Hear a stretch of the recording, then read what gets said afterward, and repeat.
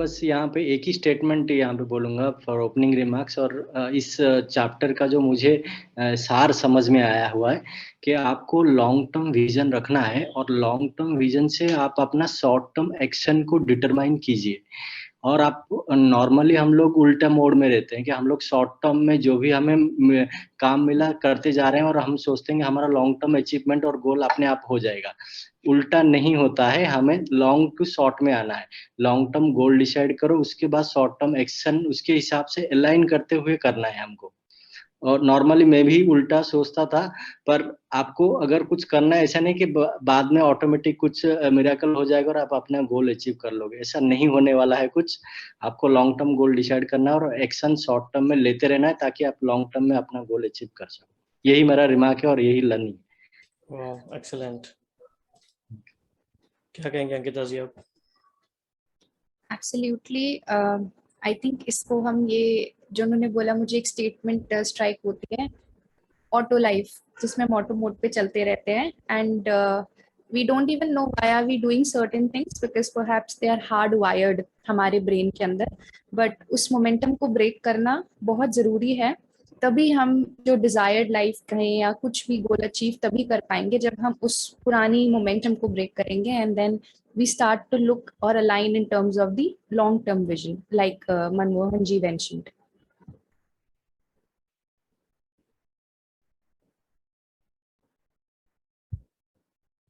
Sorry, Aanchal ji बोलेंगे।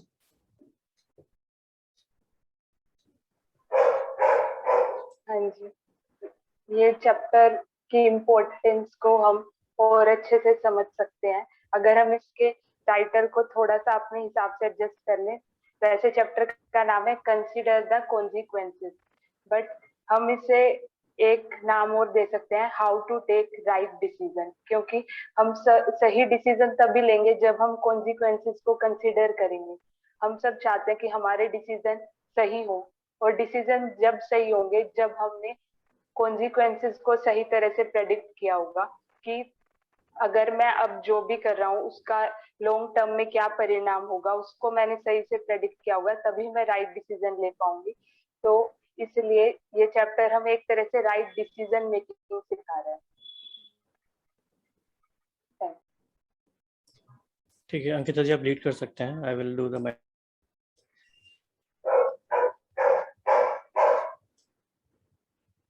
So starting with consider the consequences, एक example मुझे स्ट्राइक होता है, जैसे हम लोग डिपेंडेंट होते हैं एक्सटर्नल प्रिडिक्शंस के ऊपर कि मेरी लाइफ में क्या होने वाला है।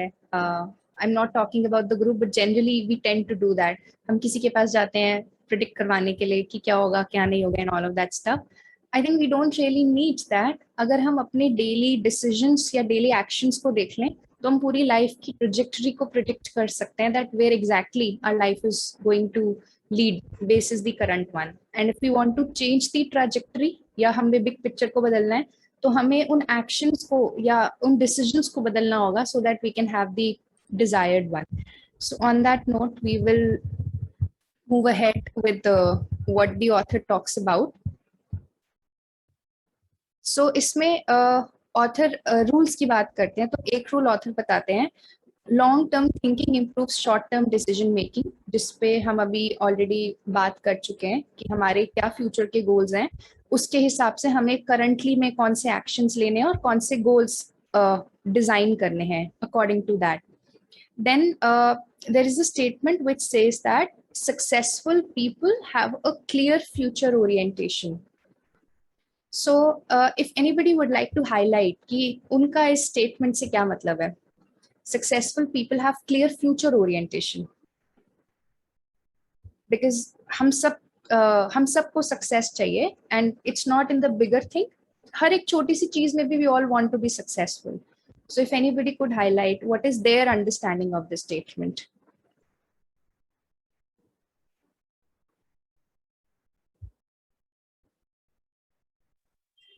जो सक्सेसफुल लोग होते हैं उनका फ्यूचर ओरिएंटेशन क्लियर होता है, मतलब उन्हें पता होता है कि फ्यूचर में उनका लॉन्ग टर्म गोल क्या है, इसलिए फिर वो अपने बिहेवियर को भी उसी के हिसाब से एडजस्ट करते हैं। मतलब उनका जो behaviour day to day life में होता है वो भी अपने लॉन्ग टर्म गोल के कंसिस्टेंसी के साथ होता है, मतलब अलाइन होते हैं दोनों चीजें, short term action long term goal के साथ अलाइन करता हुआ होता है। Right, thank you for sharing Aanchal ji. So इसमें कीवर्ड है बहुत इंपॉर्टेंट, अलाइनमेंट। हमारी फ्यूचर लाइफ में और प्रेजेंट लाइफ में कितना अलाइनमेंट है। Otherwise it just becomes a mere wishful thinking कि हम चाहते तो ये हैं लेकिन अलाइनमेंट कहीं पर भी नहीं है, इसलिए जो हमारा डिजायर्ड गोल है या जो हमारी डिजायर्ड लाइफ है, we are not even able to achieve that. So then author talks about making better decisions about time, जिसमें वो एक बहुत इंपॉर्टेंट वर्ड हाईलाइट करते हैं about something that is important has long term potential consequences. So जैसे उस दिन भी हम बात कर रहे थे कि हम कैसे गेज करें कि कौन से टास्क हमारे लिए इम्पोर्टेंट हैं या कौन से हमारे टॉप 20% में आने चाहिए। सो इसमें ऑथर इसकी डेफिनेशन देते हैं जिसके पोटेंशियल कॉन्सिक्वेंसेस लॉन्ग टर्म में रहेंगे। इस स्टेटमेंट का एक मीनिंग जो मुझे समझ आया वो तो ये है कि कौन से टास्क हमारी लाइफ में सबसे ज्यादा वैल्यू ऐड करते हैं। लेकिन इसका एक और मीनिंग जो मैं समझ पाई वो ये था कि एक्चुअली हर एक एक्शन का एक पोटेंशियल कॉन्सिक्वेंस है। ऐसा कोई एक्शन नहीं है जिसका पोटेंशियल कॉन्सिक्वेंस नहीं है। हम उसको करें या ना करें, it will always bring a potential consequence whether small और बिग। फॉर एग्जाम्पल, अगर हम रोज सुबह 5 मिनट ही लेट उठें और उसको हम अपनी लाइफ टाइम कंटिन्यूड हैबिट बना लें, तो वो 5 मिनट हमें 1 घंटे का ट्रैफिक में की कंडीशन में पहुंचा सकता है। So it's a very small thing, but it will still make a huge and exponential difference over a period of time also. So every action has a potential consequences, long or big, depends upon whether we want to do it, whether we should do it, or whether we should not do it. Then the author talks about, इस chapter में एक बहुत अच्छी चीज मुझे लगी कि इस चैप्टर में ऑथर ने कॉन्टेम्पलेटिव 3 क्वेश्चंस तो लिए ही, लेकिन बीच बीच में और भी क्वेश्चंस थे जिसको हम यूज कर सकते हैं। So if anybody could highlight कि ऑथर ने कौन से क्वेश्चंस की बात करी है। मेजरली 3 क्वेश्चंस के अलावा और भी 3-4 क्वेश्चंस हैं जिसको ऑथर बोल रहे हैं कॉन्टेम्पलेट करने के लिए, इंट्रोस्पेक्ट करने के लिए। या आपने कोई क्वेश्चन स्पेसिफिकली अपने लिए लिया हो?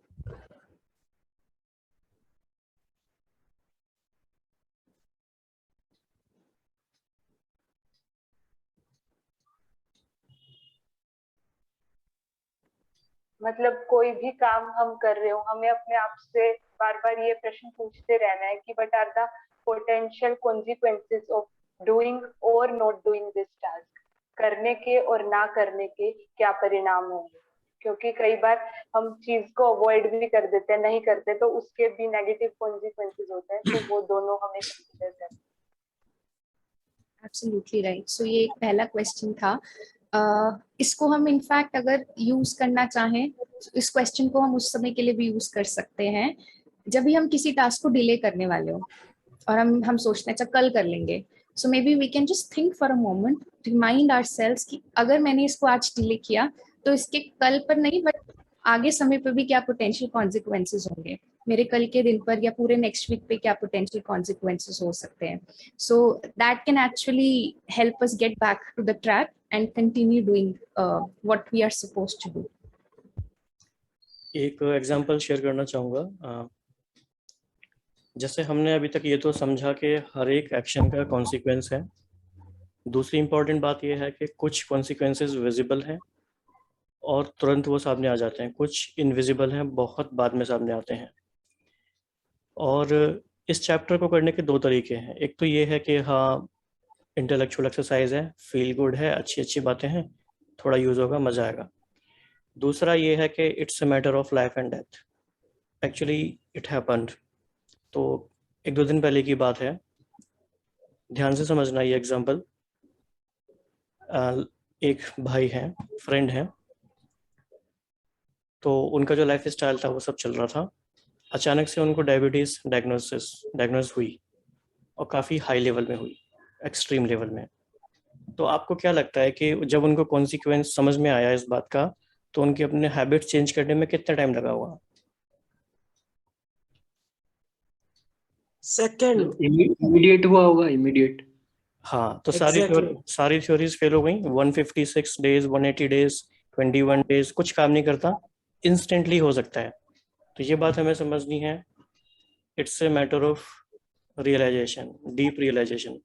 अगर हमें ये समझ में आ जाता है कि मैं जो कुछ भी कर रहा हूँ उसका कॉन्सिक्वेंस क्या है, my life is going, my time is going, everything is at stake, तो हमें उस तरह से इन चीज़ों को थोड़ा सोचना है। तो मतलब वो भाई की जो फूड हैबिट्स थे उनके कल्चर के अकॉर्डिंग, मतलब I was shocked, instantly changed. I could never imagine it can happen like in an instance. तो इस लेवल तक हमें रियलाइजेशन तक पहुंचना है। वो जब होता है जब बहुत इंटेंसिटी से हम चीज़ों को पढ़ते हैं और उन्हें कॉन्टेम्पलेट करते हैं। ठीक है, बाकी के तजर्बा आगे। So next next rule की बात करते हैं, which talks about future intent influences and often determines present actions. Future की हमारी जो भी intent है वो influence करती है हमारे present action को. So while reading this particular statement, I think I had a question for myself that we are all participating in this book reading challenge. What is our intent to participate? We can all have different intents altogether. So what is our intent to participate? Because किसी पे कोई obligation तो नहीं है, and though we are a part of the group, yet there is no obligation on anybody. Yet हम क्यों participate कर रहे हैं will depend upon what we are thinking in terms of how it is going to help me for my future. और हो सकता है हम कभी सोचे कि एक दिन मिस कर दिया तो क्या फर्क पड़ता है, या चलो एक वीक नहीं किया तो क्या ही फर्क पड़ता है, right? But this for me is more about जो फ्यूचर में मैं अपनी आइडेंटिटी क्रिएट करना चाहता हूँ, the one that I want to be, not just do, but जैसा मैं बनना चाहता हूँ, जिसको मैं I am this और I am that. So मेरा हर एक एक्शन उस I am को छोटे छोटे स्टेप्स में लेकिन क्यूमुलेटिवली बहुत हद तक इन्फ्लुएंस करेगा, because हमारे I ams is all about the kinds of actions and decisions that we are taking, and that is how we become I am this or I am that in life. So that is what I thought while coming across this particular thing. Actually, it also reminds us the thing which we read in Atomic Habits. उसमें कई सारे process थे habit को change करने के। उसमें जो most powerful था वो था आइडेंटिटी बेस्ड हैबिट्स। आंचल जी को शायद रिकॉल हुआ होगा। आंचल जी, आप कुछ ऐड करना चाहेंगे इसमें? उसमें 3 लेयर ऑफ बिहेवियर चेंज थी। जो इनर मोस्ट लेयर थी वो ये था कि उस हैबिट को अपना आइडेंटिटी का पार्ट बना लो। नॉर्मली हम बाहर की 2 लेयर्स पे ही काम करते हैं, बट जब वो हमारी पहचान का हिस्सा बन जाते हैं तो वो आदत हमारी पक्की हो जाती है। Right,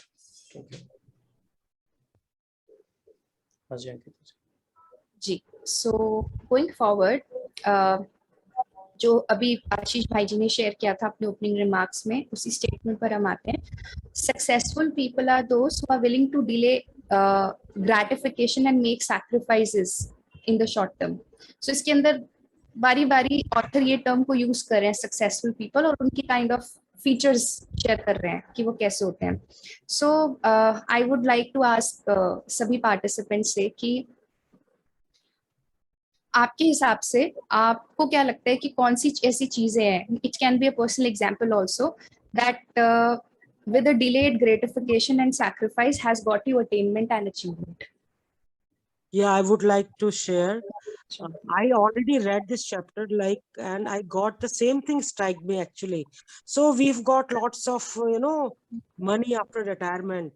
So if like other officers, we would have gone abroad and enjoyed that money, half of the money. Like I've got 2 daughters, both of them almost settled, they wanted. And we've got lots of financial support from our in-laws also.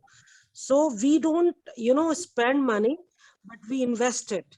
So always we feel ki no, we can't lavish and spoil ourselves. So that we had been doing, and after retirement, we had so much of dough, so much of money. But what we did, we didn't spend that instantly, but we just kept it and utilizing it for good things and investing in better things for the future life for our children and for ourselves. So this is the thing I want to share. We never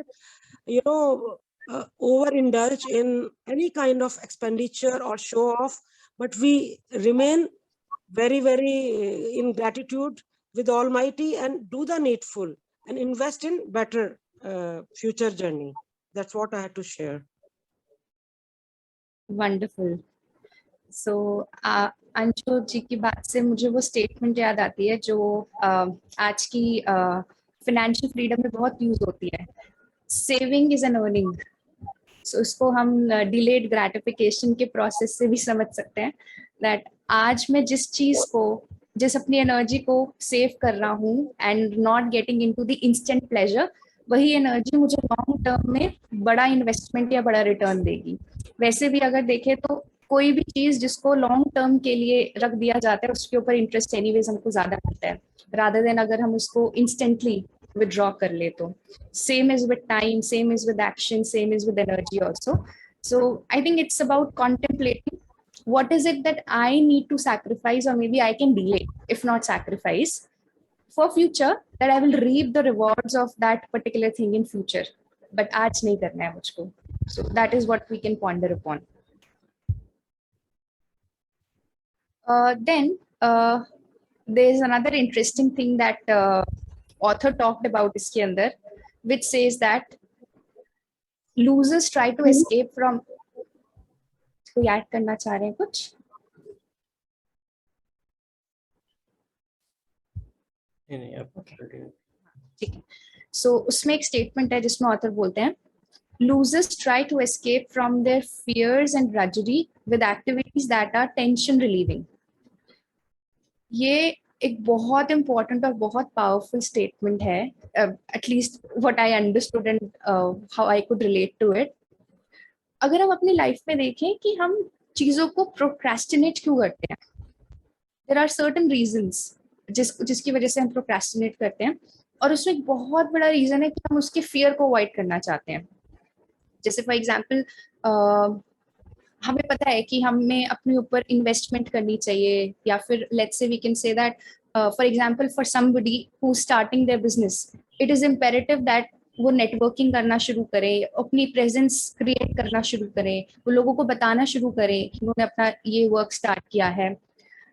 one of the fears that we all, most of the people that we go through is the fear of criticism, social criticism.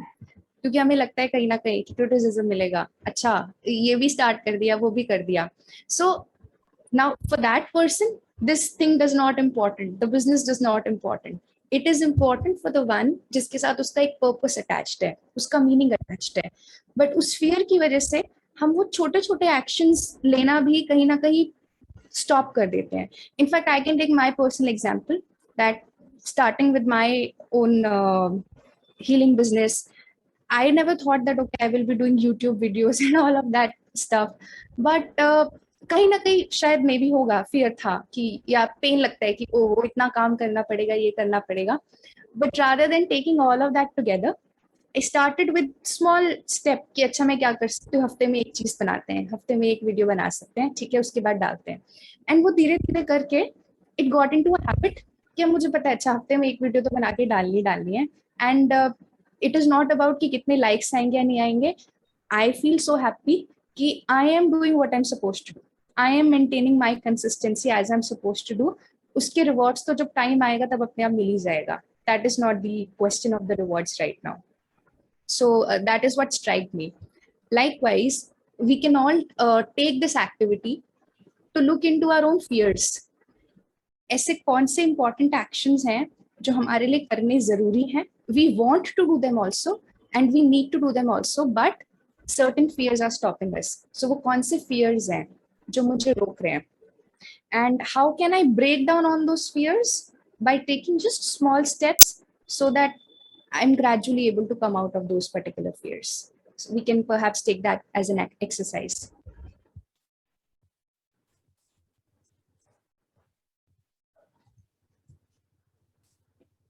Okay. So Ankita, जब तक सब बताते हैं हम बताएंगे. You are sounding very professional, and I'm keeping my finger crossed, very very flaunting. and you are very, very impressive. I can feel the class is becoming more professional now. And with Achal ji, I felt she was such a loving teacher, and I enjoyed with her also. I mean, learning became so easy, but with you, it's a little more intense. So hearty congrats, just simply keep it up. It's all my heart wanted to say. Thank you. Thank you so much. Thank you so much. Thank you. Anshu ji has played very important role in encouraging all of us. Absolutely. And since beginning, so it is pleasure to have her in the group.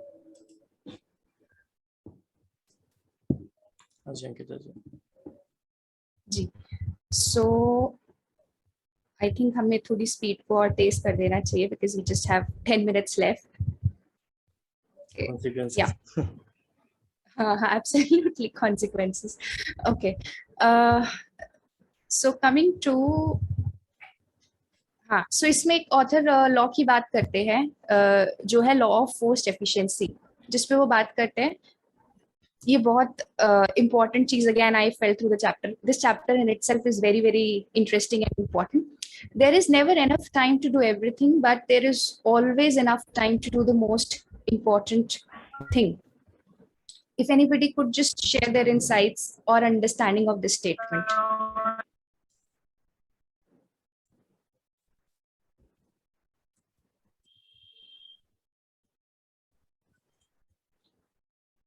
कोई share करना चाहेंगे statement की understanding?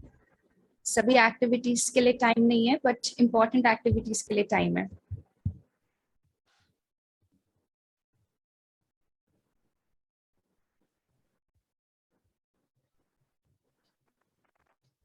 वैसे ये हमें थोड़ा 80 जैसा sound कर रहा है कि not all things are equally important, मतलब उसमें से जो 20% पार्ट है वो एक्सट्रीमली इम्पोर्टेंट होता है, तो पहले हमें एब्सोल्युटली राइट. सो 80-20 का तो रूल डेफिनेटली अप्लाई हम मतलब हो ही रहा है. इसके अंदर एक और चीज है जिसके साथ हमारा नेक्स्ट लॉ रिलेटेड है, रूल रिलेटेड है, मतलब इसी रूल का वो पार्ट है.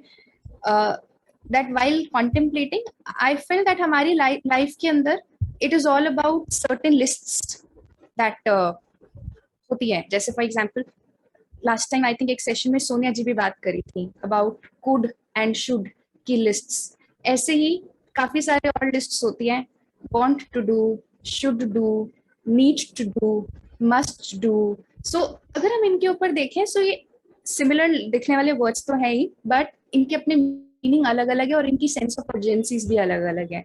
जैसे शुड डू मतलब इम्पोर्टेंट टास्क हैं, नीड टू डू मतलब अर्जेंट और इम्पोर्टेंट है, लाइकवाइज विद मस्ट जिनको हम डिले नहीं कर सकते बाय एनी मींस, क्योंकि अगर उसको डिले किया तो जैसे राहुल जी ने शेयर किया लाइफ एंड डेथ के कॉन्सिक्वेंसेस हो सकते हैं, right. Then there are tasks which are want to do.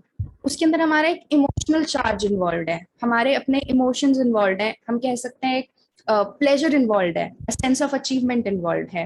And likewise there are tasks which are have to do. हमारे सबसे बड़े बैगेज टास्क्स होते हैं कभी कभी ये, जिसके अंदर it is more about compulsions हैं, एक्सटर्नल इन्फ्लुएंसेस हैं. We may not be completely emotionally aligned with these tasks, but we feel that it's a compulsion. बाहर से तो करना पड़ेगा ये चीज.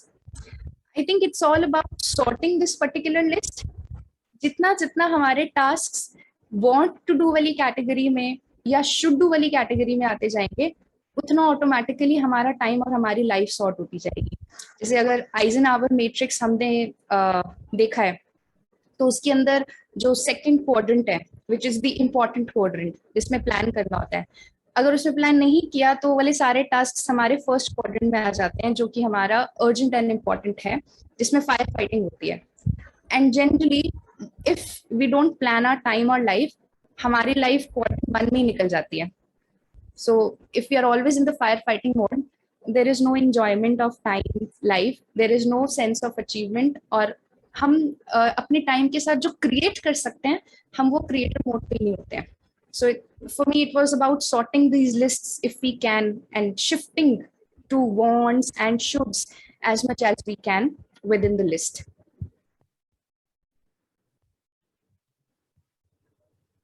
Okay. So if I have missed something, मतलब there are 2-3 things left, so I can ask others if they can share कि अभी कौन से points इसके अंदर missing है, because we just have 5 minutes left and then we don't want anything to be missed. इसमें author questions की बात करते हैं, कोई 3 क्वेश्चंस शेयर करेंगे, कौन से 3 क्वेश्चंस हैं?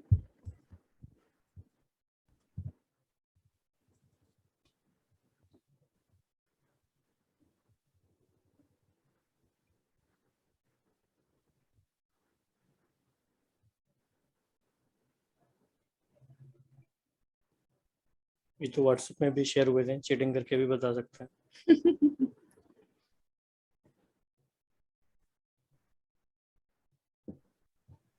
फर्स्ट क्वेश्चन है, what are my highest value activities?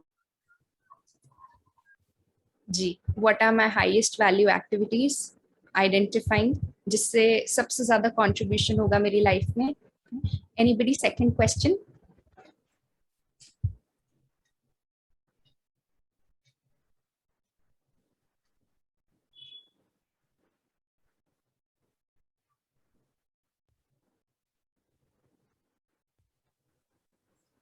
Second question है, what can I do?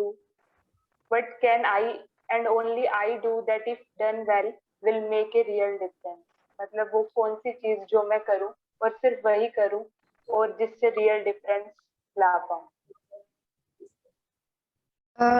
सो कोई इस क्वेश्चन जी एक क्वेश्चन मेरे मन में भी आ रहा है, what are the potential consequences of doing और नॉट डूइंग ए टास्क? ये भी एक सवाल था ऑथर का. ये हो गया है, हमने ऊपर शेयर किया था. जी जी. So second question पर I needed a bit more clarity. What can I and only I do which will make real difference?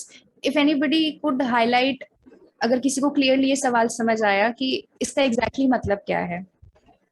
I'll explain.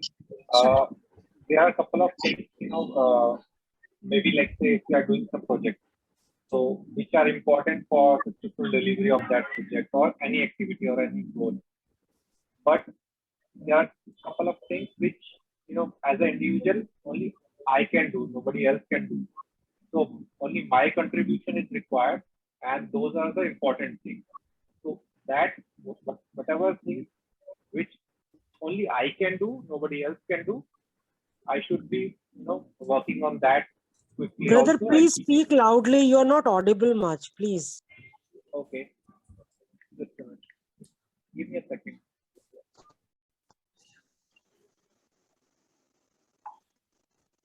Hello. Ji. Is it okay now? Yeah, much better. Okay. So I'll explain. ऐसी कौन सी चीजें हैं जो किसी भी गोल, किसी भी task और किसी भी एक्टिविटी में सिर्फ मैं ही कर सकता हूँ, कोई और नहीं कर सकता. तो वो टास्क इम्पोर्टेंट हो जाते हैं उस एक्टिविटी के सक्सेसफुल कंप्लीशन के लिए. तो I need to identify those activities which are, only I can do. So that will be, making that activity successful. So I need to have that list and plan those activities in my kitty. So reading with the comment, Aanchal ji ka comment I'll read. Some less important things should be delegated. So adding to what Ashish ji mentioned, that makes sense कि कुछ चीजें जो कि मेरे लिए ज्यादा important नहीं है, that I can let go of and focus on मेरी हाईएस्ट वैल्यू चीजें कौन सी हैं जिससे सबसे ज्यादा कंट्रीब्यूशन होगा, rather than doing the common thing that everybody is supposed to do or just doing the shared thing. I think it could also be about what is my expertise that I can put into something which will add more value to that particular action or that particular task.